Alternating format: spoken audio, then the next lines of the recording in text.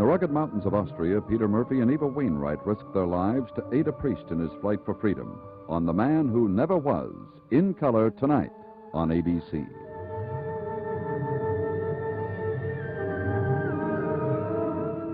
Dark Shadows is a Dan Curtis production.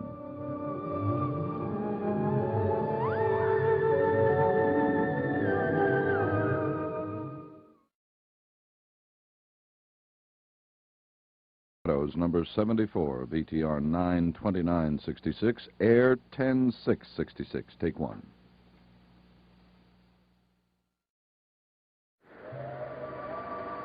My name is Victoria Winters. Collinwood stands alone on a hill above the town founded by the same family that built this great mansion. But undercurrents are there. Undercurrents that stem from the anger of one man.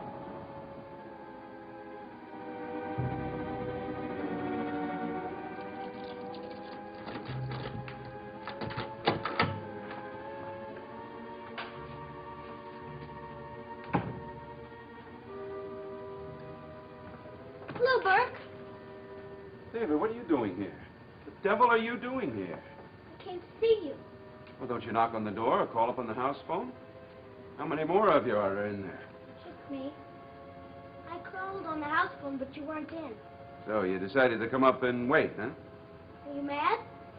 A little bit. Not too much, but a little bit, okay? I'm sorry. I thought you'd be glad to see me. Hey, I am. I am. It's good to see an old friend on a day like today. Now tell me, how'd you do it? How'd you get in? It was easy. Yeah? Well, tell me about it. Next person who sneaks in here might be a deadly enemy. Like my father, you mean? Come on, tell me what your secret is. Remember the last time I tried to come in? The maid was cleaning and she saw me? Mm-hmm. Well, this time, I waited until she was through cleaning in that room, went into the bedroom to clean. I ran in, and that's all. The front door was open? It's always open when the maid's cleaning. Hey, had the place really cased, huh? Pretty cool, wasn't it? It's also against the law. No, it wasn't. Nothing's against the law unless you get caught. Who told you that? You did. I think I better get us both a cool drink.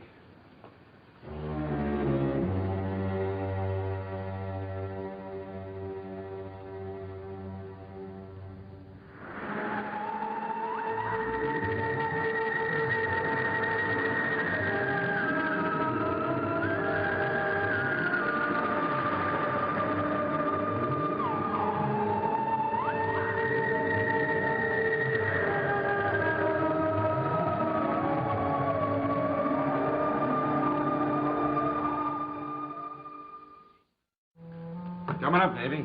Nice and cool. Burke Devlin special, right? Hey, remember. A lot of different fruit juices all mixed together. It's good. Yeah, well, it's a little better than that moral philosophy you say I taught you. That what?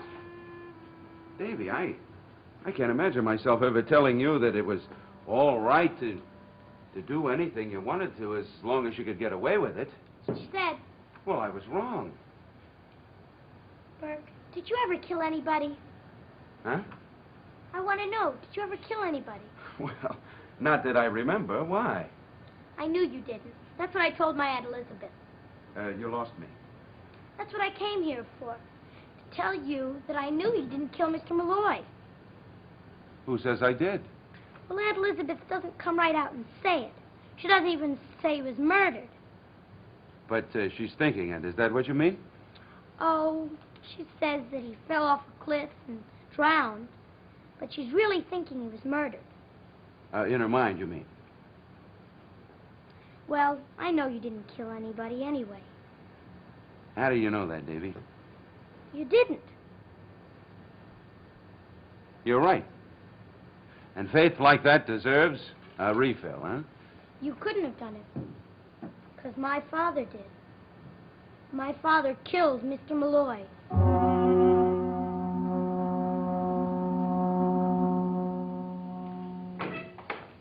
Liz! Liz! I couldn't believe it, Liz.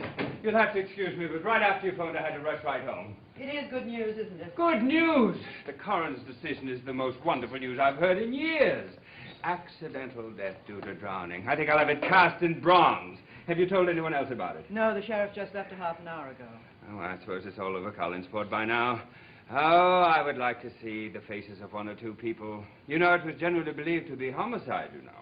Well, I doubt very much if it's generally known yet, Roger. The sheriff said it might be hours before the facts findings were made public. Well, for you and me, it's all over. All the questions and suspicions can be laid to rest. And at last, poor Bill Malloy can rest in peace. Oh, tell me, Liz, now that it's over, you were worried for me, weren't you? Should I have been? Yeah, you harbored a teeny suspicion that I had something to do with Bill Malloy's death. That's the truth, isn't it? Well, there's no point in talking about it now, Roger. As you say, it's over. Yes, amen, it's over. And now life can pursue its normal course.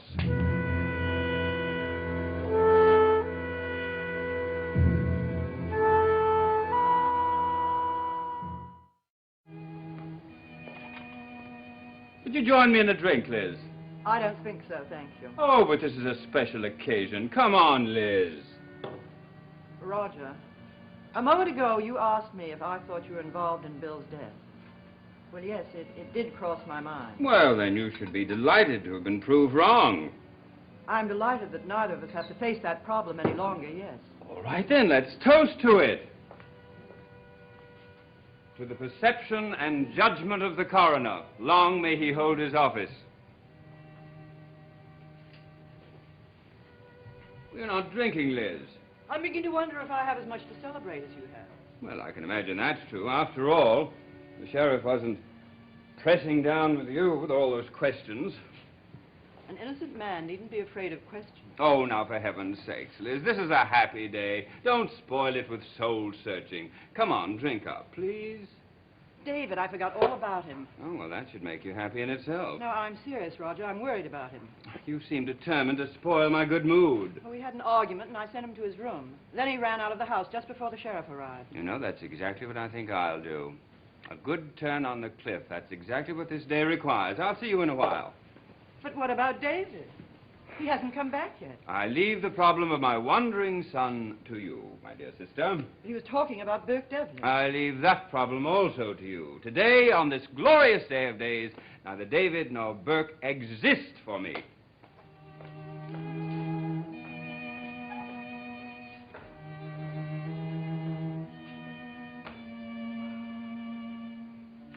I knew it was my father the very day that Mr. Malloy disappeared. How did you know that, Dave? If I tell you, you'll make fun of me. Have I ever made fun of you before? No.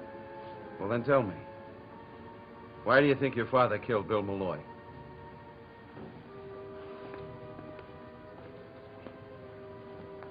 They told me. Who? The voices. It's true, Bert. They come into my room at night and they talk to me.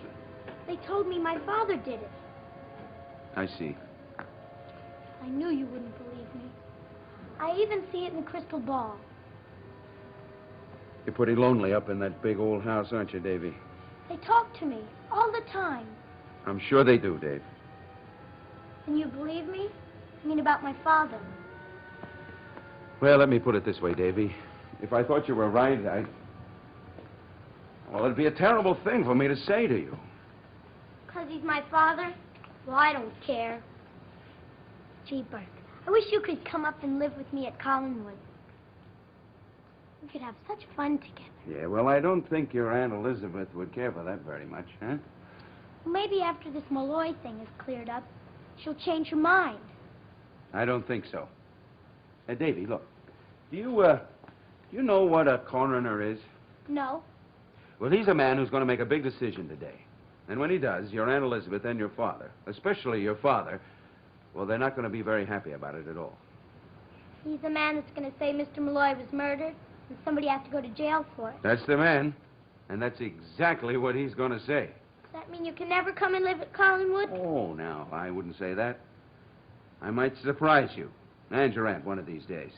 You mean it? You bet I mean it. Hey, now, you grab those glasses. and go in the kitchen and fix us up another concoction. I'll get rid of whoever it is that wants to bother us.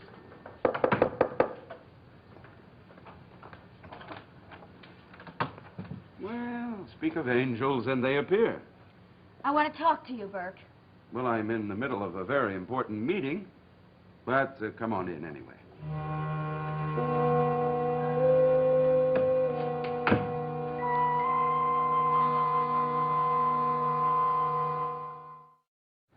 I thought you said you were in the middle of a meeting. Oh, I am. Well, where is she? In the bedroom? Carolyn Stoddard, you are a girl with a suspicious and a salacious mind. Well, if you must know, I really couldn't care less. Well, good. Then we can relax together. Why don't you sit down? Of course, Vicky Winters might be a little upset by it. Oh, I see. You're worried about Vicky Winters' interests. Well, I'm glad to see she has such a good friend in you, Carolyn. My cousin's governess is no friend of mine, Burke. However, she's obviously very close to you. Oh, I see. You found out that I drove her home this afternoon. Is that it? Maybe. Anyway, she'll be very happy to know about your little meeting. Oh, I'm glad you reminded me. Honey, you can bring the drinks in now. My friend's a little shy. I'll bet. Drink, Burke. Thank you. What is she doing here? What are you doing here? Came to see my friend. David, does my mother know you came up here?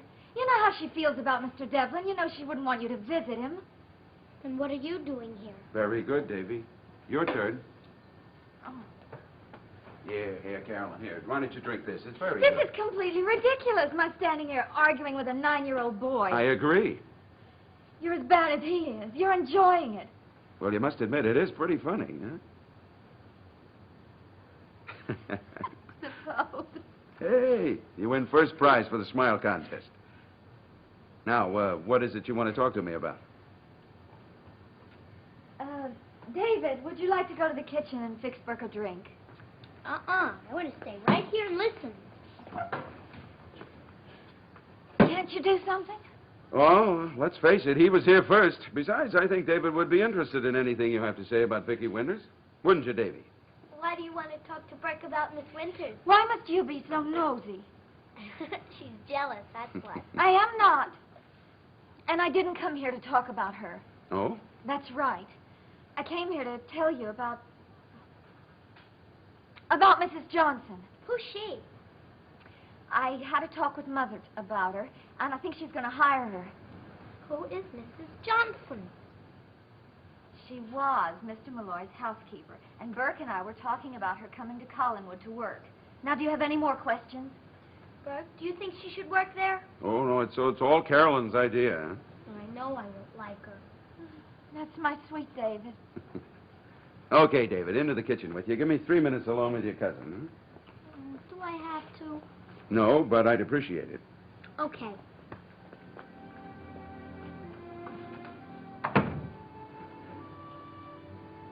Now, why should it bother you so much that I drove Vicky Winters home? Who said it does? You. Oh, not in so many words, but that's why you're here, isn't it? Do you always flatter yourself that much? Let me tell you something, Carolyn. I don't feel that I have to account to you for my actions. To you, to Vicky, or to anyone. I hate you. No, you don't. Yes, I do. And I'm glad I gave you back your gift now. What gift? You don't even remember. Oh, the pen. Yes. The fountain pen you gave me the day we had lunch together in Bangor. You talked a little differently that day. I meant every word I said. Did you? Well, tell me, Burke, just what did you say? I don't remember. My Uncle Roger was right. He told me I shouldn't accept presents from you, and he was absolutely right. I only hope the next girl you give that fountain pen to isn't as naive as I was. Now, that's the second time you've mentioned that pen. And the last. I hope you get ink all over yourself when you use it. But I don't have it. Oh, come on, Burke. My uncle gave it back to you, and you know it. Well, all I know is that I don't have it. He said he was going to give it to you. Hey, maybe Uncle Roger kept it for himself. Burke, I'm serious. It was the night Mr. Malloy died. Uncle Roger took the pen from me, and he said he was going to make sure it got back to you. I think he had something else on his mind that night. Are you sure he didn't give it to you? Absolutely positive. Oh, no, wait. Now, wait a minute. Yes, now I remember. At the meeting at Uncle Roger's office, he did mention something about a pen. You see? But he never gave it to me, Carolyn. He said he didn't have it with him. Are you sure? Time's up. Burke, he couldn't have lost it. It was so expensive. What was? Nothing important, Dave. It's important to me. What is? David, can't you ever mind your own business? Is there a phone there? Well, yes, but if you're going to call your Uncle Roger, don't bother. I couldn't care less. I'll be right back. Didn't I tell you she was a big pest? Well, I don't know which one of you takes the cake, you or her. She's older. And she's a girl, right? Right. What's she so mad about? Did my father lose something of hers? Well, whatever your father lost, I can replace. But she said it was real expensive. With money, you can buy anything. That's the most wonderful news. What is it? The pen been returned? It's about Mr. Malloy. It's all over. The whole mess is over. What do you mean? Well, I just spoke to Mother. The sheriff came up there earlier today, and he told her. The coroner's decision was accidental death due to drowning. Are you sure? Yes.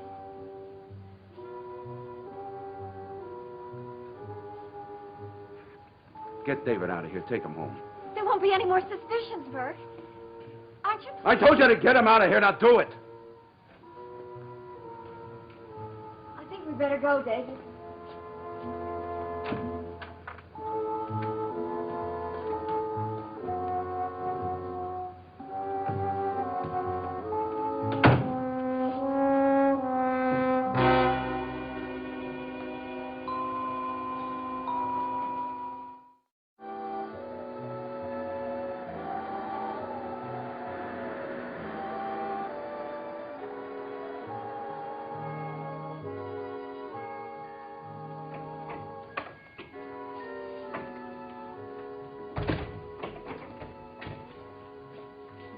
Hello, Mother.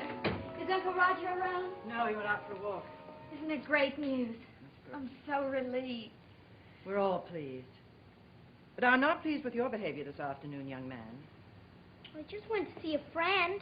Against my wishes, I specifically told you not to leave this house, and particularly not to see Burke Devlin. Mother, this is no day to bawl anybody out, even David. I don't like his choice of companions. Well, tell him about it tomorrow. Right now, we can all sit down and relax. There won't be any more questions or suspicions. The whole mess is over and done with. You sound like Uncle Roger. I'll bet he is walking on air. Yes, he is happy. Oh, why shouldn't he be? Mother, this is a great day for everybody. Except for Burke. Carolyn, why don't you tell Aunt Elizabeth the way Burke acted when he heard the news? Now, calm down, Burke. Just calm down. I'll calm down when you explain to me by what unbalanced reasoning the coroner arrived at his decision. It was a decision based on the facts. What facts? The fact that Malloy was murdered? Or the fact that the Collins family still runs this town? Oh, you've tried that line on me before, Burke, and I don't like it. Well, let me tell you something, Sheriff. I don't care that much what you like or don't like. Well, you better start caring. Look, I was railroaded out of this town 10 years ago. It was Collins' money and Collins' power that did it then. They had nothing to do with the coroner's decision. Don't try to sell me that. Bill Malloy was murdered. Look, if you have evidence that I haven't heard, I'd be happy to listen to you, Burke. For what? So you can put it away in the dead file with the rest of the case? I think you better get out of here, Burke. What gets me is how stupid I was to think for even 5 minutes that it wouldn't end this way. All right, I'm going to tell you once more, Burke. I gave a complete report of my investigation to the coroner. I went in and I answered his questions. And then he alone came to the conclusion that Malloy was not murdered. There was no influence, no pressure, a simple study of the facts. Including the interesting observation that the family that hires the most people in this town, pays the most taxes, controls the most votes, was taken completely off the hook. Burke, I've got a lot of work to do, so I think you better get out of here. You think it's buried, don't you, Sheriff? You think this business is buried in the ground with a dead man who died accidentally by drowning? Well, let me tell you something. You're wrong. It's out in the clear. Still out in the clear. Burke, I think it might be a very good idea if you just packed your bags and went back to New York. I don't think so. And if you have any idea of running me out of town, remember, I can afford lawyers now that'll chew you up into little pieces. Can't you just leave that family alone? No. I've been wearing gloves up till now, but I'm taking them off. And I don't care who knows it. You or them.